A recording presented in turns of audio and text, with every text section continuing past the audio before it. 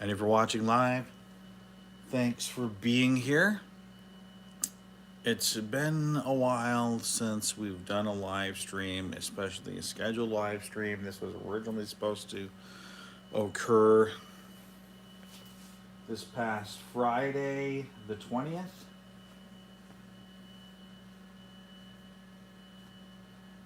But just didn't happen. Today is Sunday, the 22nd, and it is 5 p.m. Eastern Time. So, just to be. Well,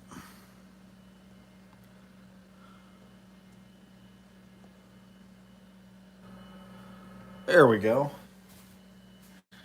Hopefully, we're back in business. I'm just going to wait a moment for the stream to come back.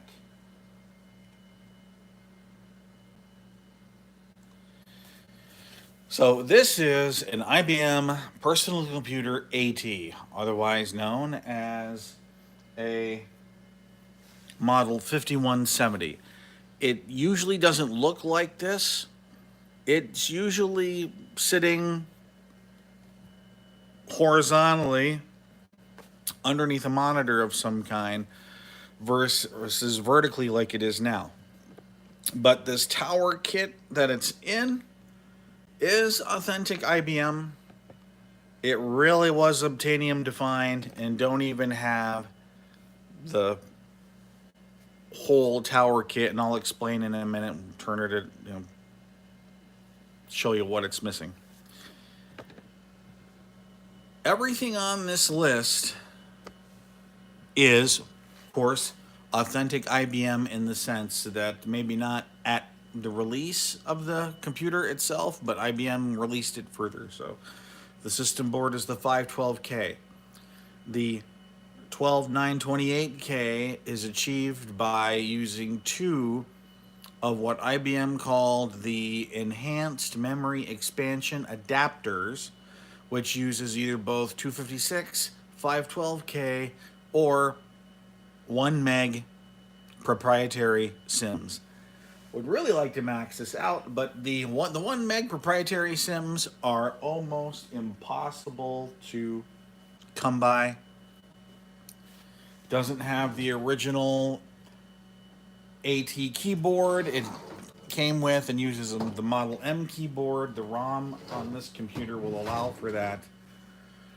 It has a 5 1/4 high density, currently an aftermarket 3.5, which will be replaced. The parallel and serial ports come with the EMEA, the expansion memory, the enhanced memory expansion adapters, and one is disabled. I have a PC network adapter, which we're going to talk about later on, depending on how long the live stream takes. And I'm just going to unplug this for a second here so I get it on camera.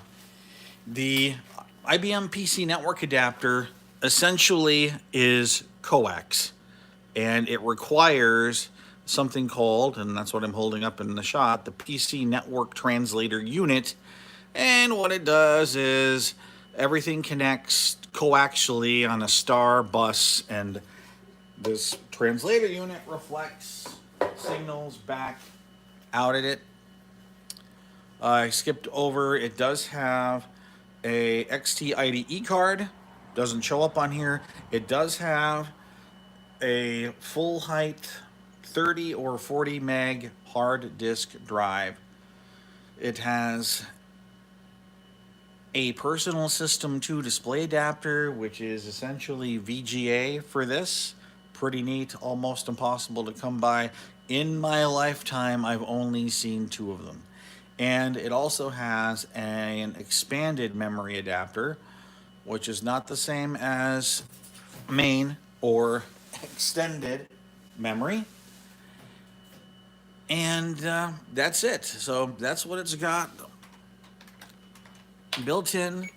As I mentioned before, the only two things in the computer that are not authentic IBM are the XT IDE and the 3.5-inch disk drive. So we're going to prepare the system for moving, which will park the hard drive heads, and then we'll turn it off.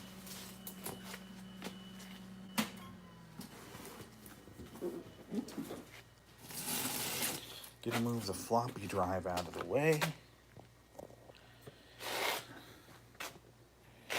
Reposition the camera. So this kit was an IBM thing, and the one part that I'm missing is right in here in this open area.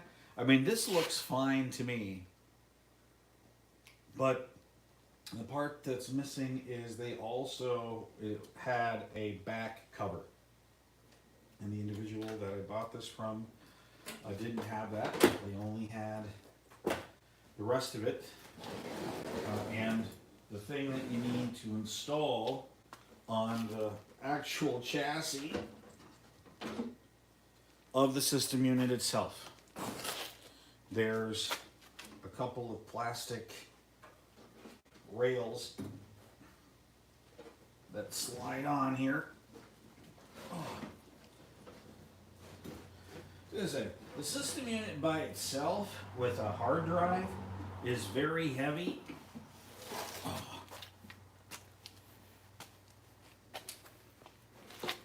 I'm gonna set that down so that I can move this part out of the way. And we're going to put the system unit on the table.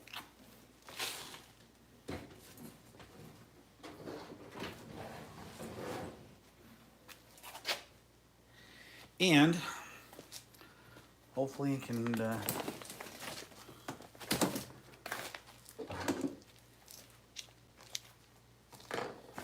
my tool set will be okay. I'll text my reply, kind of upgrading the computer, but not the upgrade you think.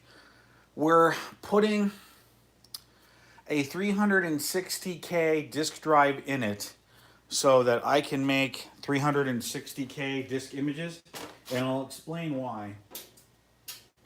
One, in sticking with the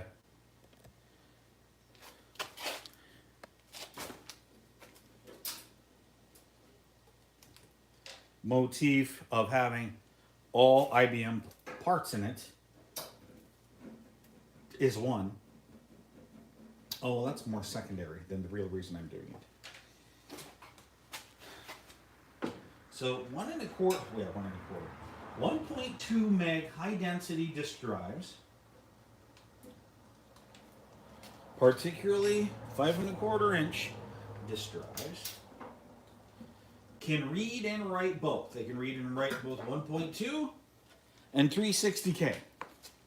Except if you use a high density drive, the 1.2 meg, and you write to a 360K disk, you cannot reliably read those in a 360K only disk drive, of which I do have one for the IBM PS2 Model 25s. I've got a single external floppy disk drive that's 360K only. So it makes things a little difficult when you're trying to make 360K media. No, the 360K discs were not that obscure. Like, there were, you figure, 360. Well, let's pause that thought for a minute. I'm just gonna grab my floppy here.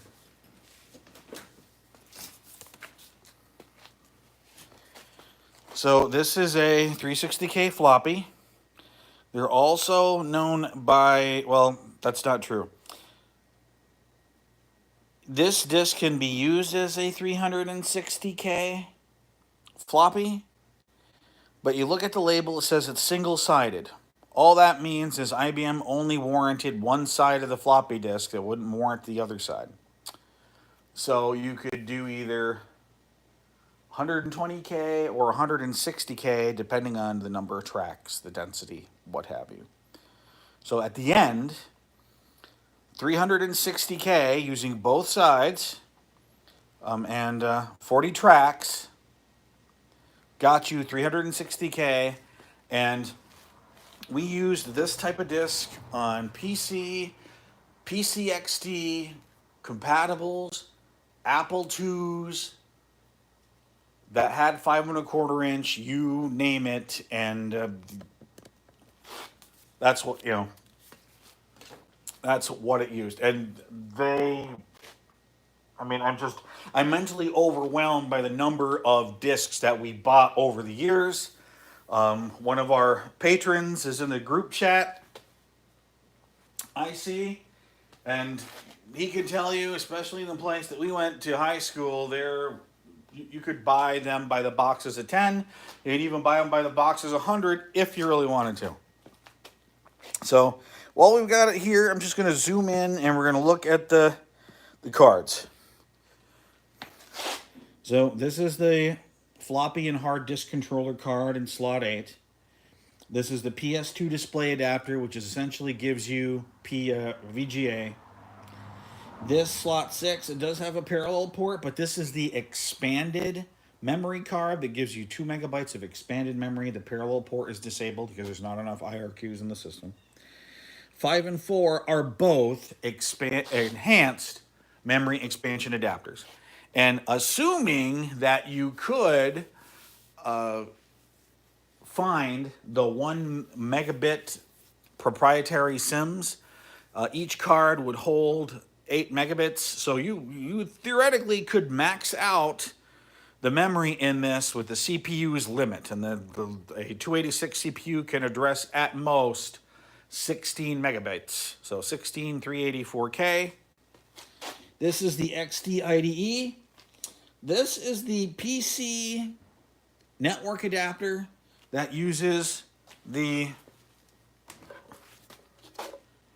PC network translator unit in order to do things. The computer will fault and stop the boot process if it is not connected to a working PC network at power on. One of the things I don't like about that card versus the previous version of the card, which is what they called the cluster adapter. The cluster adapter is on a bus. Imagine just a single wire, and at a point in time, the computer, bites into the wire, and that's how it networks. But I'm missing things to make that work, where I was able to get the stuff for the PC network working, or at least I got the pieces I need to hopefully hook a couple of these computers together, and we'll try some cool stuff with it. That's kind of been put on the back burner for a while. Now this third card here, the card in slot 1, that is the IBM voice communications adapter. That essentially can turn this computer into a answering machine or like a movie phone. You'll have to look back on the channel. I think I did a video where we tried some things, some phone calls. I have to dig through the boxes to see where the cords are. Because of course, they're not using regular RJ11 on those jacks. They're using a special proprietary connector. Thank you, IBM. In order to do it. But like I said, trying to be a purist. All IBM stuff except for the XD IDE, which of course, IBM didn't make anything like that. Did I get? No, I got all the screws.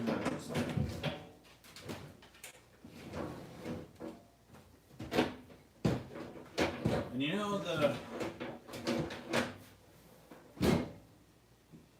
how old circuit boards emit, you know, a particular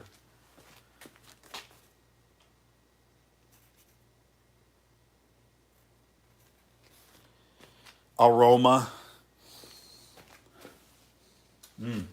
I'm just going to, we're going to lift up the tripod just so that you can get a good view inside. You can see the 30-pin SIMs and the memory expansion adapters. You can see the huge RF shielded part of the network card. And this is also shielded on the voice communications option card. So yeah, if you'd like to see the VCO, the voice communications option, we'd like to see that in more action. Put some, yeah, comment in the comments. Okay.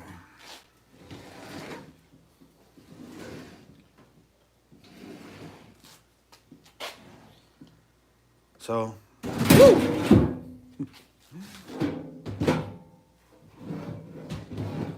So much for a flat working table. Full height, hard disk drive. Don't remember if it's 30 or 40 megs. It's a Type 20. Oh, I stand corrected. It's a 30 meg drive. Okay. Actually, I'm trying to think. Like, one of the things, a couple of things we could do, but we're probably not going to, is behind the camera, out of the shot, I've got a couple of other IBM PC ATs. One that's really beat up, but both have hard drives. One doesn't work, and the other one sounds even louder than this. It sounds like a 747 full of screaming banshees. So it's like, it's not even bigger than this. So I was like, you could put another full height hard drive in here, but you'd only be allowed to use one floppy drive. So that's not super important to me. But I guess what we can do is, oh, that fell out, is we'll unscrew some more screws and we'll replace the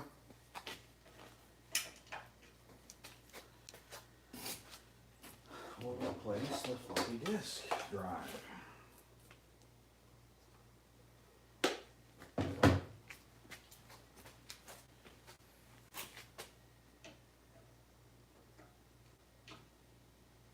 Oh my, okay.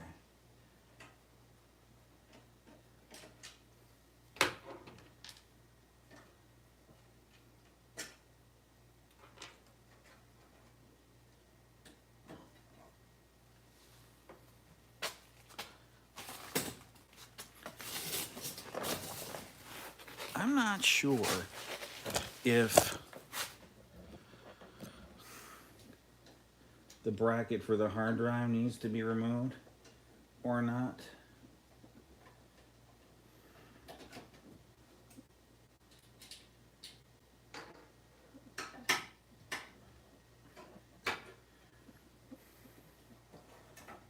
Yeah, okay. So it seems like it needed to be. So you might be thinking to yourself, well, what are you going to do for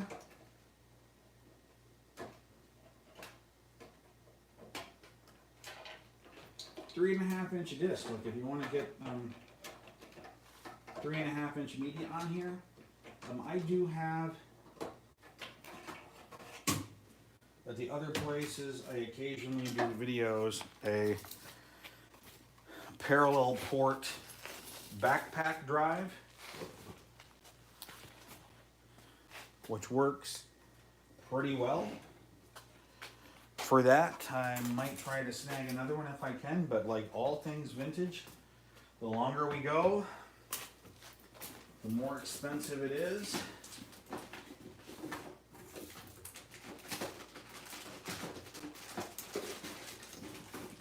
Now, this is brand new. The seal hasn't been broken. Still in the box. This came from Massachusetts. So thanks to the eBay seller who had it. at the time. Oh my. Oh boy.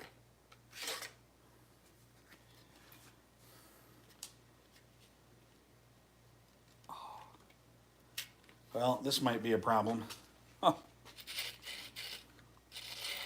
The drive, don't know where it was located or where the seller had it, but there's some serious oxidation on this thing.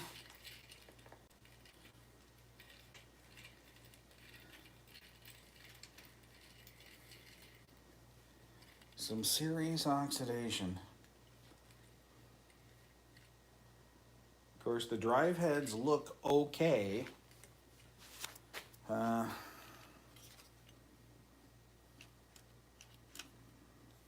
Hope there's nothing in here. Whew!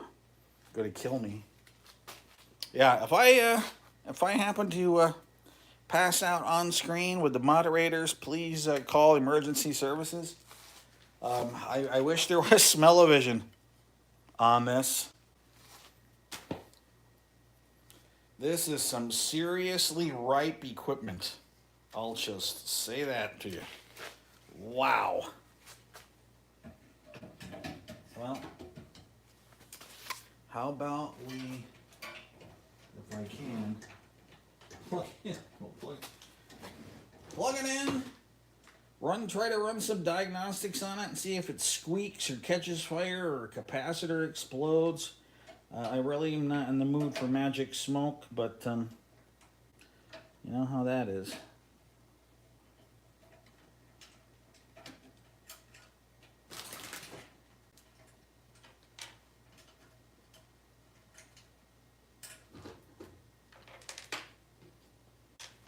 And then we have to do this side.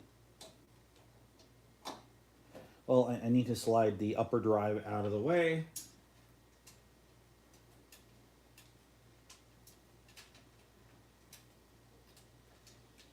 If it doesn't work, it'll be kind of disappointing. I'll have to dig into it. Maybe we can resuscitate it if at all possible. It'll be kind of disappointing if it doesn't, considering the amount of money that was paid for, you know, new old stock. Yeah.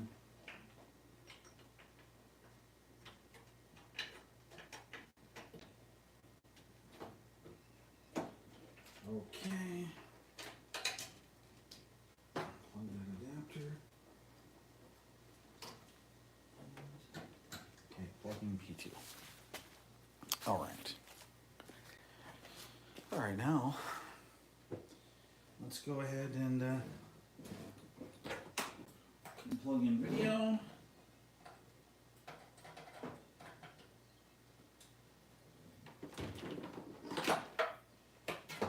And keyboard.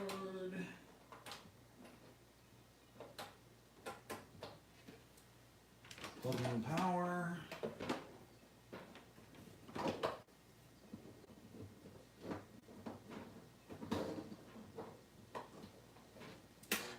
Turn it on.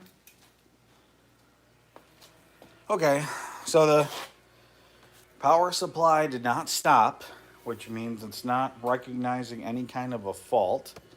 And we're getting the memory count up on screen, which is good. Just reposition that.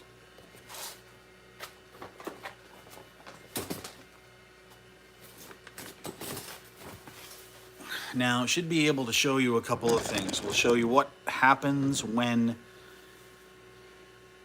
the computer not being connected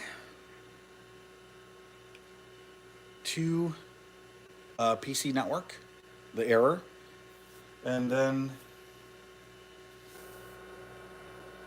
what the XT IDE does differently to the startup routine versus not having it installed. There is unfortunately no way to bypass the initial memory count on one of these. You can press escape, you can restart the computer. The computer will somehow always seems to know regardless, cold boot or warm boot, if it's done this at least once.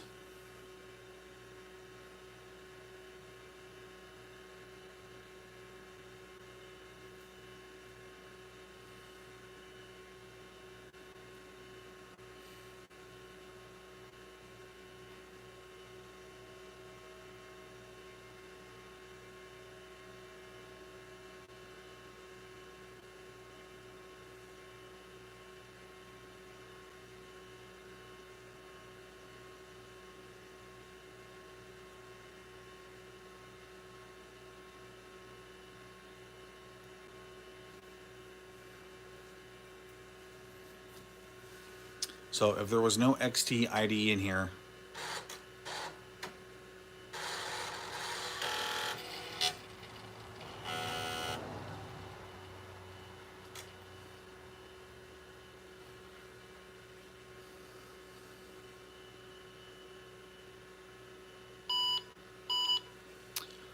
so this is the error that happens if you do not have the computer plugged into an IBM PC network. It has not just plugged in, but the PC network also has to be on and powered. With an XT IDE, you get this screen, and if you want to boot off of the A drive, you have to press and hold the A key. Otherwise, it will not automatically go look at the A drive.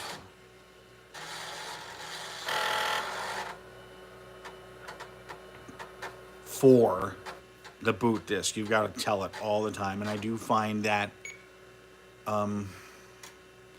somewhat frustrating. So we're gonna do setup,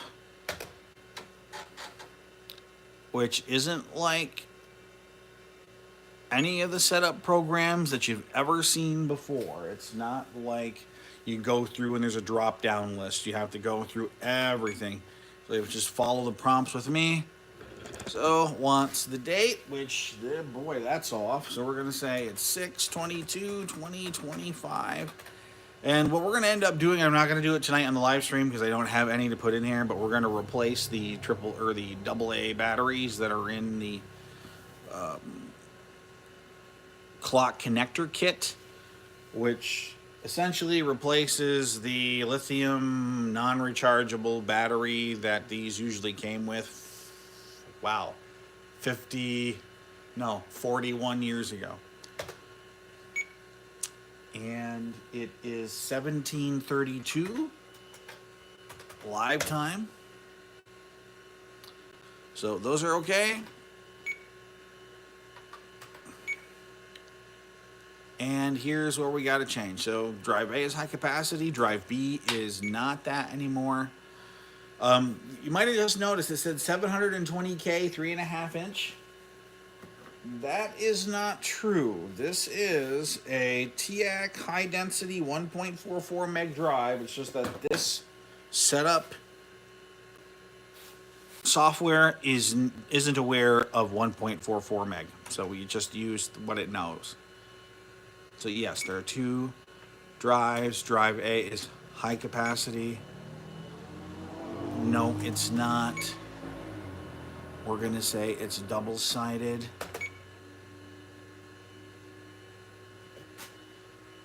Drive B is set. The system detected a diskette drive type different than the type which you selected. Yes, it is. Yes, it is. Yep. Yes, it is. So to answer the question, yes, there's a lot of memory in here. There's about, when you put the two together, there's about 13 megabytes of main memory base, which is 640 plus. The language changed over the years. Expansion is the same as extended and should not be confused with expanded, which is a different type of how the memory is addressed. So we're going to say yes, go ahead, restart. I'll need to go pull a 360K floppy disk off the shelf, but I do. I've got plenty of those.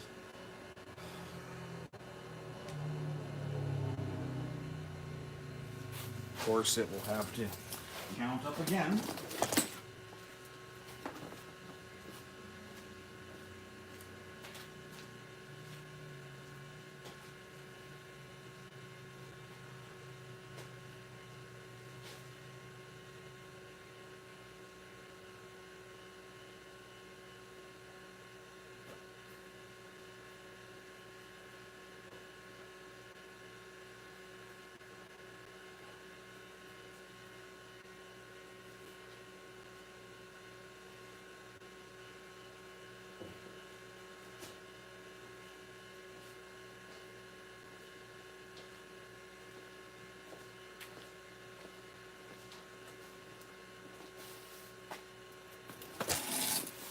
Rather beat up box of IBM floppies that we're going to use for the diagnostic routine.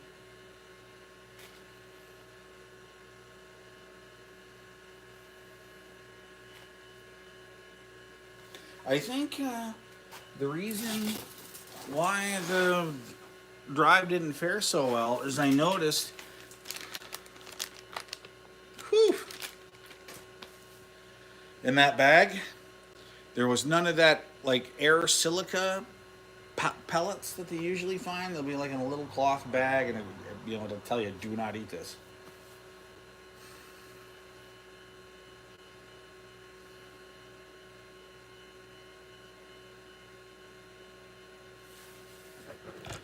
Actually, I can turn the screen to be so you can see it somewhat better, because I'm not gonna put this back in the tower until I can replace the batteries in the thing. I mean, considering that this computer has been sitting unplugged for the better part of a year.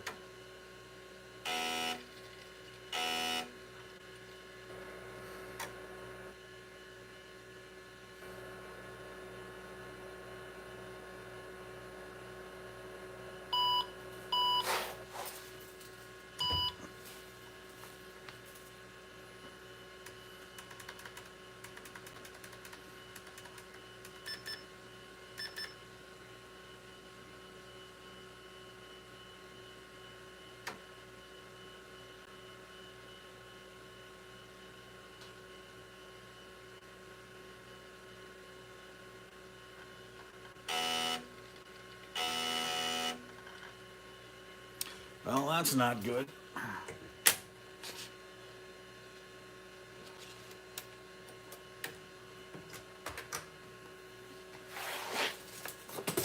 Shouldn't be anything wrong with the A drive at all.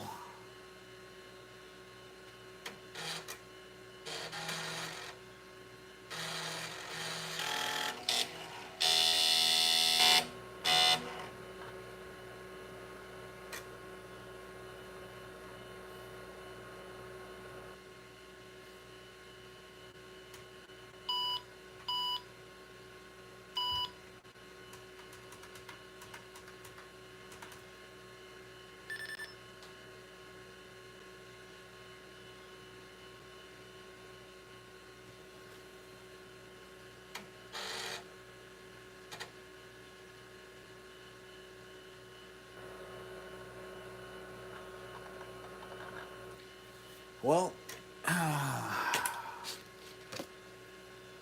if it damaged my advanced diagnostics disc, that's going to be a pain. As much as I don't want to, we're going to open up this shrink wrap guide to operation so that I can get the diagnostics disc out of this. Now, it is possible that on these floppy drives, there's actually a termination block. You'd almost think it was SCSI technology.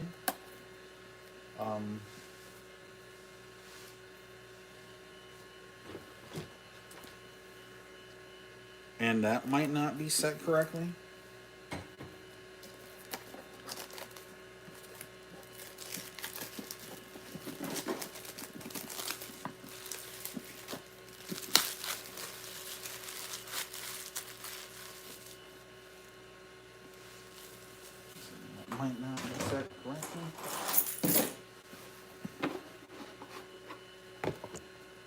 Okay, look. All the goodies that are still in the shrink wrap in here. My guide to operations still in the shrink wrap. Setup info. We got some dividers. Still in the shrink wrap. The the adhesive has worn off the label of the diagnostics disc. So let's put it in and restart. Same thing with the disc that says, exploring the IBM personal computer AT.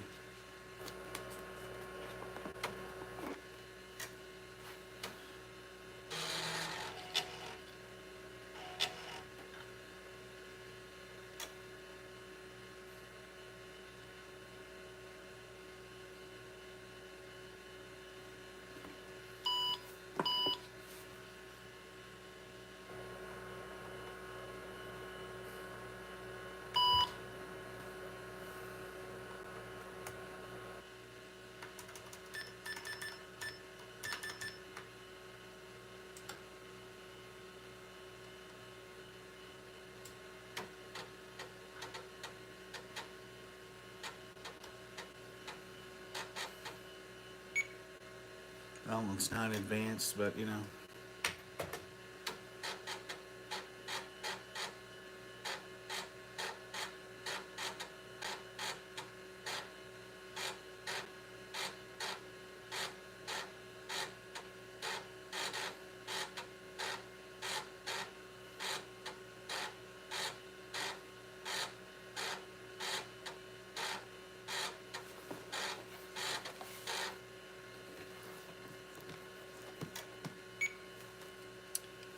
two diskette drives, an adapter. Yes, it is. And this is going to make me...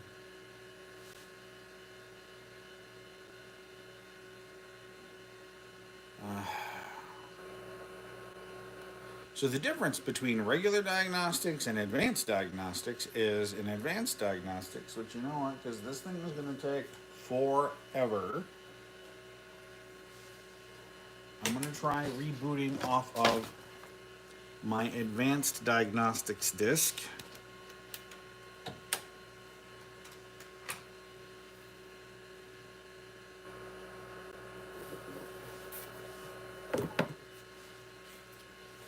One more time before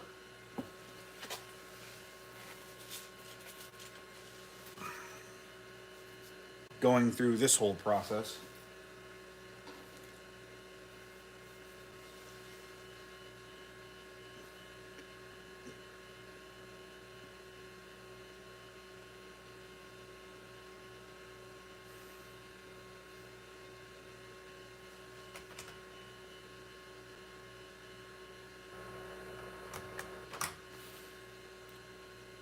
It may not respond to me until it finishes counting memory internal.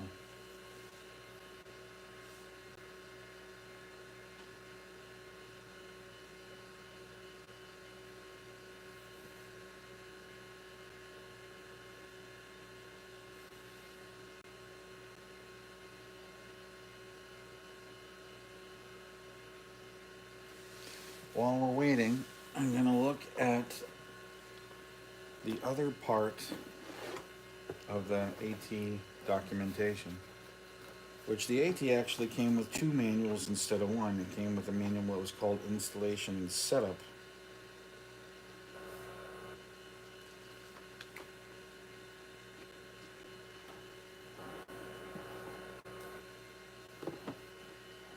Although I will say something.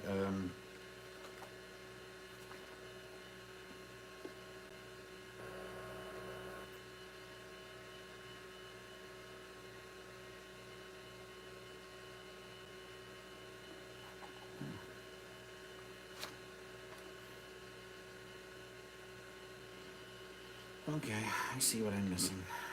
Yep.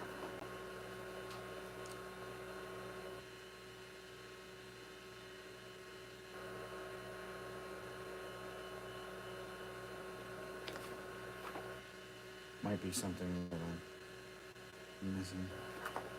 Yep. I did not remove the terminating resistor off of the disk drive. Yep.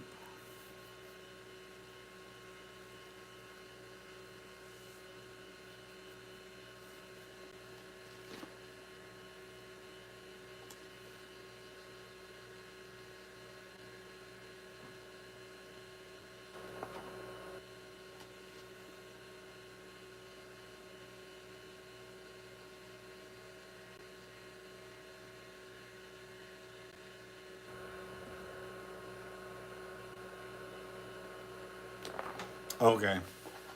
So yes, that's a fault. Gonna have to turn this off. Yes, I know we're not parking the heads. Slide the camera out of the way.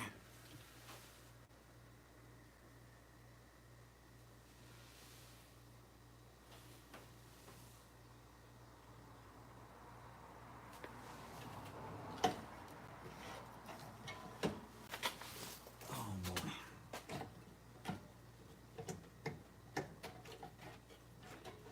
And let me disconnect.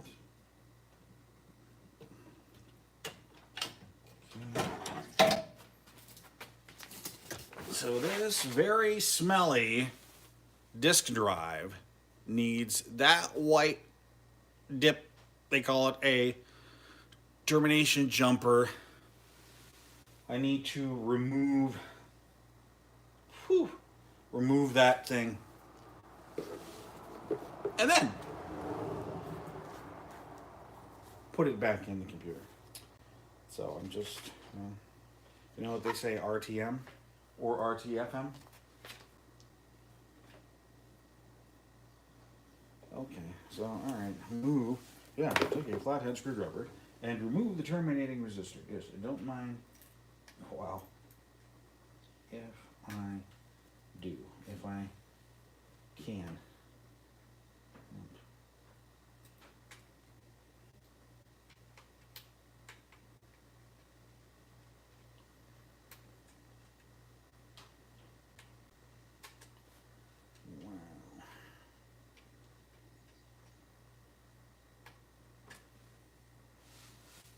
Wow.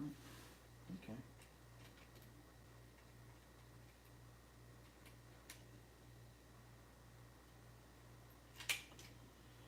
All right.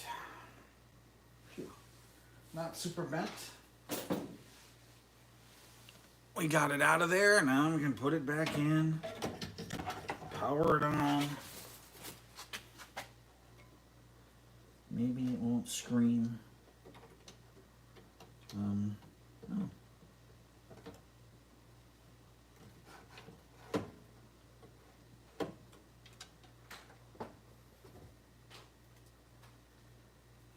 So actually, there's one extra thing that it's talking about.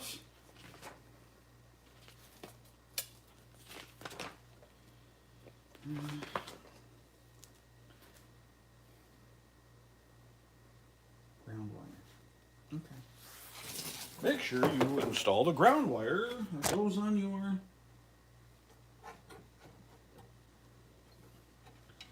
And I do. I have that. It's just a little bit out of shot. So let's we'll do that. I mean, if we're gonna do it, might as well do it right. Let me reconnect.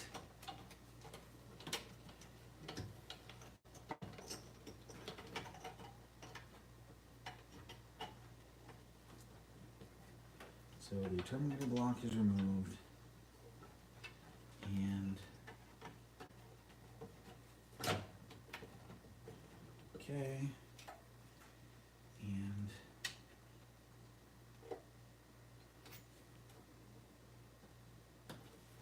it's now properly grounded. We're gonna power back on. And thankfully no magic smoke.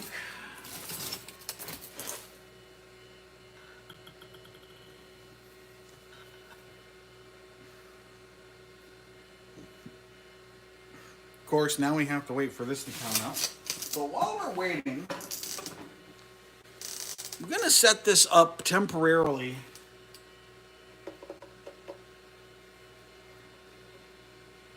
just to show you what's involved. Wow, look at how long that is. Okay. All right.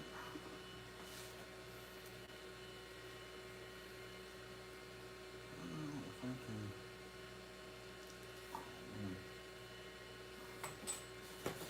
can. So I'm off camera fighting with the cabling for this PC network translator unit. Man, when you think about what's involved, yes, Ethernet is so much better. Holy smokes. So you've got the translator unit. Then you've got this thick black coax cord that goes to what that I'm assuming right now is just some sort of filter. And on the top of the filter, there's a terminator. And out of that filter, white cord, and goes to a junction block. And it's upside down, but it says, IBM translator connection. And then I've got one really, really long coax cord. And this really, really long coax cord is what plugs into the back of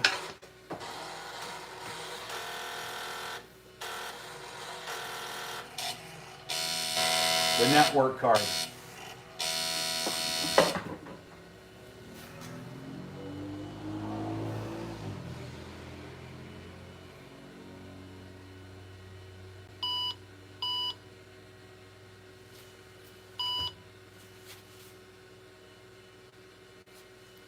All right. Let's see. If you got any good vibes you want to send me, send them my way. Because you're going to get the computer to boot off of my advanced... No. You stinker. All right.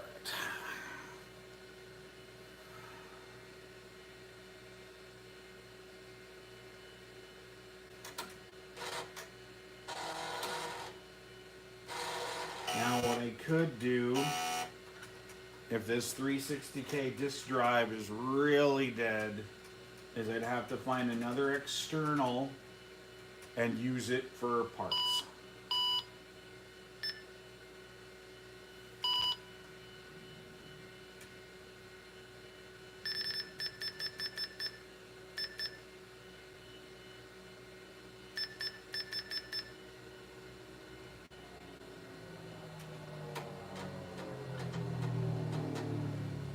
Good, much better.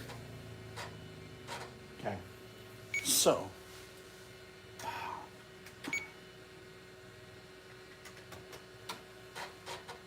system options are set. What are you lying about? Yes, the date is fine. Did it lose a lot of time? Nope. Lost only about a minute? Not even a minute. Yes. Yes, it is.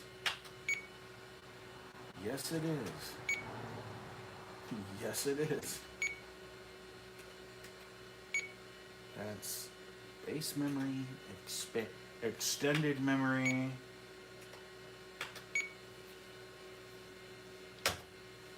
Okay.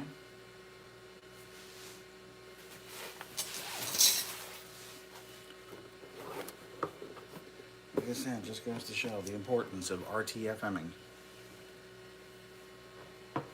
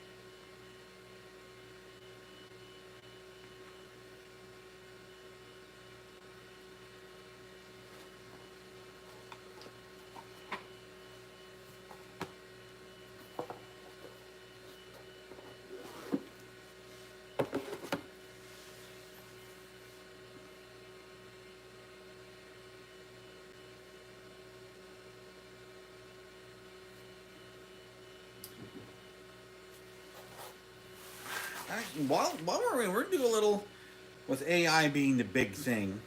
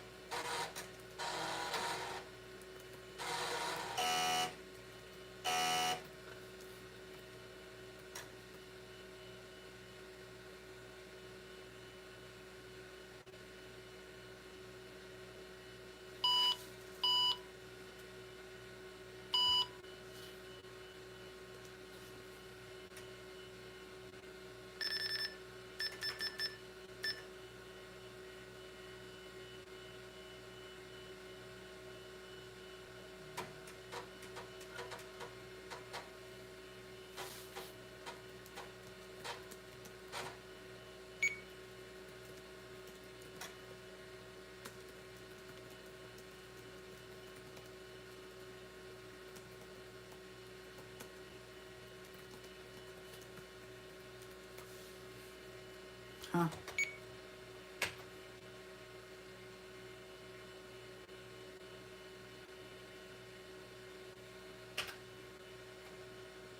That's not true. System options are set.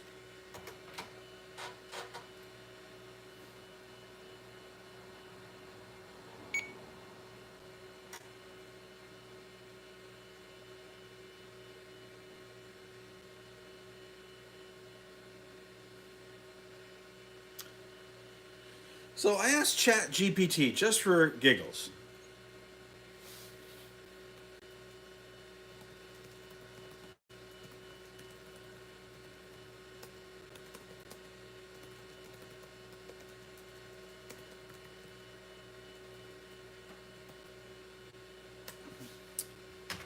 I wanted to know if I were to have bought this in 1984, 6 megahertz 80286, 640K base RAM, 30 meg hard drive, 1.2 meg floppy, and I added 12 megs of extended, 2 megs of expanded, the second 360K floppy, the voice communications option, the PS2 display adapter, and the PC network adapter.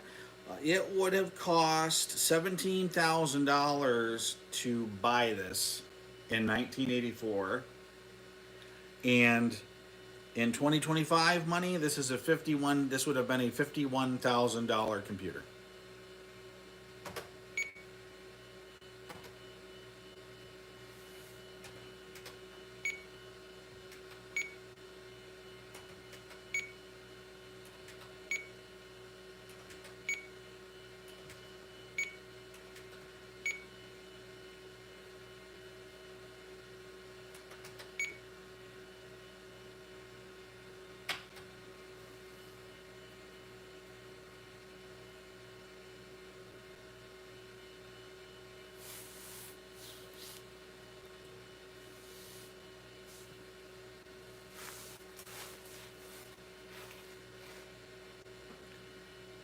Really, really don't want to. If it comes up again and it says options are not set, I'm just going to ignore it and see if I can run diagnostics on the 360K disk drive by itself.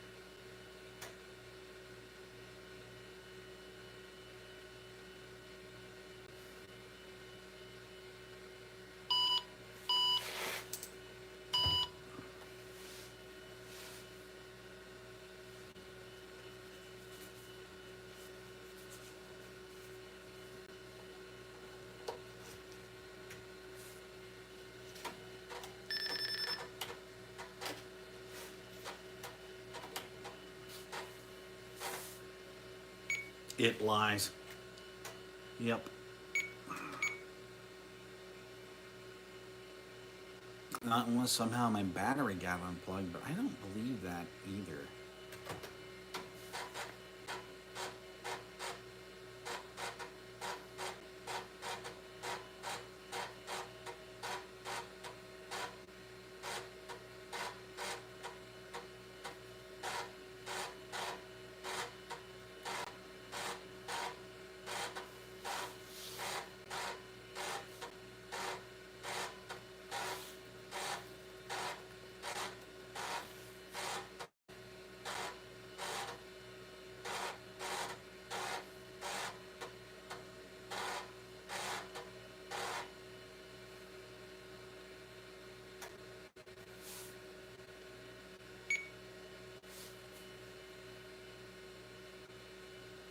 Yeah, the installed devices is accurate, right?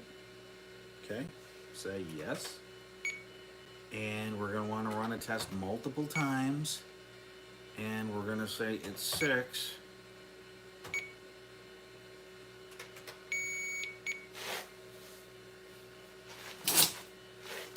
Do not use high. So, okay. So I've got my low density floppy for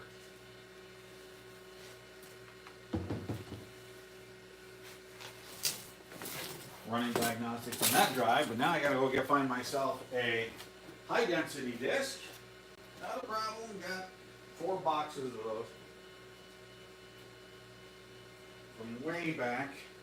Inadvertently ordered some Unisys high density floppy disks. And the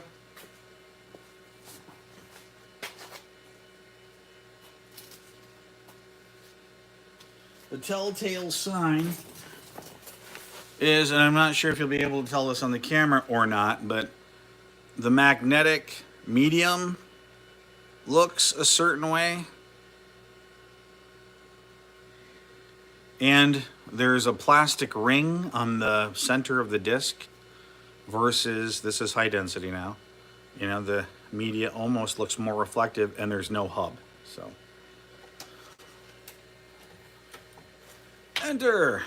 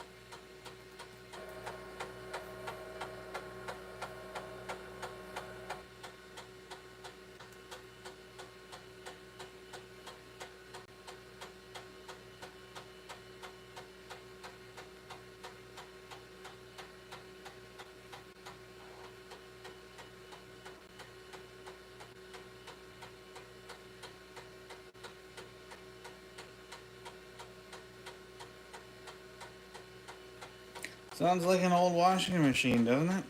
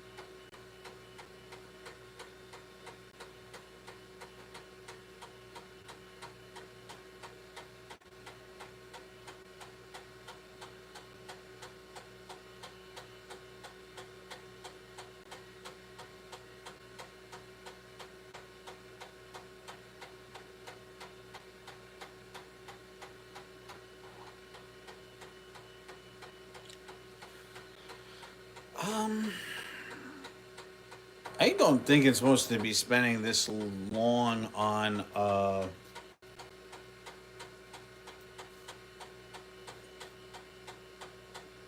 single drive.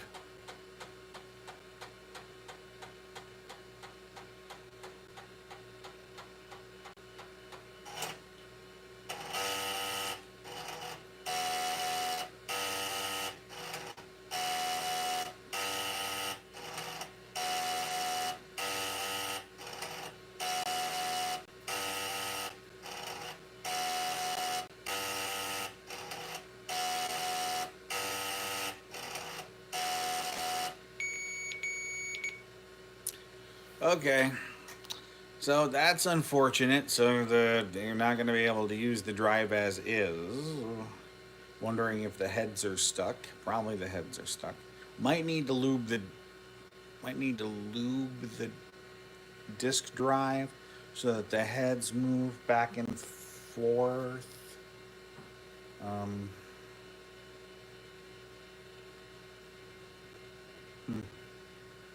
that's unfortunate.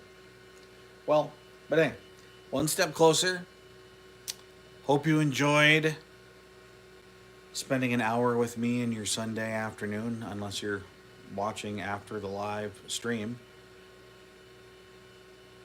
We'll come back, I think, next Sunday to see how far off we are. Maybe we can either get it fixed or we'll have to order some parts. But thank you very much for joining me, and we'll see you in the next live stream or the next video. And until the next time, stay safe out there. Goodbye, everybody.